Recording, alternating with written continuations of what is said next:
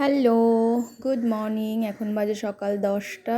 আর ছেলে গেছে স্কুলে, ছেলেকে স্কুলে পাঠিয়ে দিয়েছি সে সাড়ে 8টার সময়। তারপর আমি স্নান টান করে এই যে পুজো টুজো দিয়ে নিচে এসে একটু রেডি হয়ে নিয়েছি। এখন যাব মন্দিরে। আর তোমার দাদা ভাইয়েরও স্নান হয়ে গেছে, তোমার দাদা ভাই এখন পুজো করছে। আর এই যে আমি এখন বেরোচ্ছি। আর তোমার দাদা ভাইও চলে এসছে নিচে, রেডি হয়ে নিল। এখন আমরা বেরোবো দুজনে। ছেলেকে নিচ্ছি না, কেন কি ছেলে তো স্কুলে গেছে, আর ছেলেকে নিয়ে গেলেও হবে না, কেন কি যদি হট করে বৃষ্টি টিষ্টি নেমে পড়ে তো বাচ্চা নিয়ে বহুত অসুবিধে হয়ে যাবে প্রচণ্ড। তো সেই কারণে। আর এই যে তোমার দাদাভাই এখন গাড়ি বের করবে, আর আমি এখন ওই পুজোর সাজিটা নিয়ে নিলাম। ফুল আছে, এখানে জল আছে, তেল আছে, যা যা লাগে পুজোর সামগ্রী আরও হাতে রয়েছে। তো এই যে আমরা চলে এসেছি মন্দিরে, এসছি অনেকক্ষণই, কেন কি পুজো দিচ্ছিলাম। পুজো দেওয়ার সময় তো তোমাদের সাথে শেয়ার করিনি। তো আমার পুজো দেওয়া কমপ্লিট, তো ভাবলাম তোমাদের সাথে আমাদের এখানকার রাধা মন্দিরটা একটু, রাধা গোবিন্দ মন্দিরটা একটুখানি শেয়ার করি। আর শিব মন্দিরটাও শেয়ার করবো, আগে এদিকটা শেয়ার করিনি। তো চলো তোমাদের সাথে একটু শেয়ার করি। দেখো কত সুন্দর। আমি এর আগে কখনো এত কাছ থেকে এই মন্দিরের ঠাকুর দেখিনি। ওই এসছি গেট পর্যন্তই ছিলাম, ঠাকুরও আমি দেখতে পাইনি।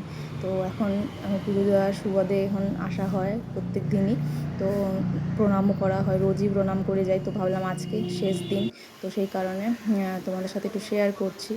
তো চলো যাই এবার নিচে, সিঁড়ি দিয়ে নামছি। রাধা গোবিন্দ মন্দিরটা তোমার দেখা হয়ে গেছে। এবার তোমাদের সাথে একটু শিব মন্দিরটা, যেখানে আমি পুজো করলাম, সেই জায়গাটা তোমাদের সাথে একটু শেয়ার করি। তো চলো, এই যে শিব মন্দিরটা, এখানেই আছে শিবের মূর্তিগুলো, শিবলিঙ্গগুলো আর কি। তো ওই যে দেখতেই পাচ্ছ আমাদের পুজো হয়ে গেছে, মোমবাতি জ্বলছে, এখন ধূপকাঠি মোমবাতি জ্বলছে।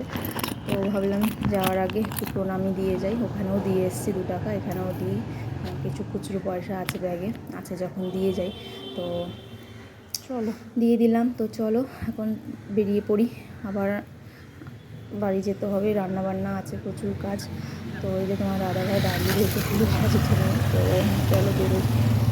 তো পুরো মন্দির ফাঁকা, প্রত্যেক দিন ফাঁকাই থাকে। এই সোমবারটা মানে শ্রাবণ মাসের সোমবারটাই পুরোটি ভিড় থাকে। এমনি পুজো দিয়ে আস্তে আস্তে 11:30 বেজে যেত। ছেলেকেও নিয়ে এসেছি স্কুল থেকে একবারে। এখন আমি রান্না চাপাইনি, এবার রান্না চাপাবো। প্রচণ্ড গরম লাগছে। তো চলো রান্নাঘরে যাই, এবার রান্না চাপাই। প্রচুর কাজ এখন, সকাল থেকে কিছুই খাওয়া হয়নি এখনো পর্যন্ত, জলও খাইনি।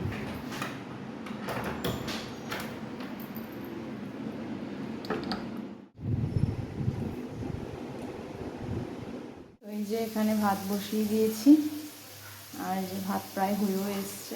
আর এখানে উচ্ছে আলু ভাজা হচ্ছে।